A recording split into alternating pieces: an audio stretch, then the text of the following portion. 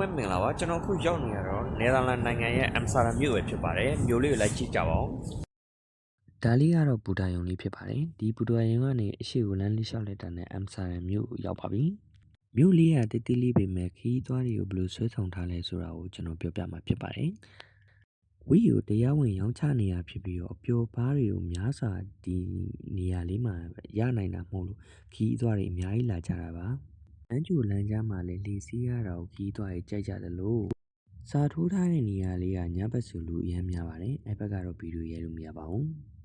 မနက်ကနေညနေထိကတော့ခီးသွားအများစုကတော့လှေလေးစီးပြီးတော့ခီးသွားကြတာများပါတယ်ညဘက်မှာဆိုရင်တော့ကျွန်တော်စောစောကပြော red light ကတော့လူအများများပါတယ်ဘာလို့များလဲဆိုတော့ညဘက်ဆိုရင်ဒီလမ်းလေးကလူအများပြည့်ပါတယ်ပြီးတော့ဒီဆိုင်ကတော့ဆေးကြောက်ရောင်းတဲ့ဆိုင်ပါဆေးကြောက်ဘယ်လိုရောင်းလဲဆိုတော့တို့ကဝစ်ကိုနီးမျိုးစုံနဲ့ရောင်းချပေးနေရမဟုတ်လို့ပါခရီးသွားရေးစိတ်ဝင်စားတဲ့ဆိုင်တွေကဒီလဲမှာအများကြီးရှိပါတယ်အားလုံးပဲကျေးဇူးတင်ပါတယ်ခင်ဗျာ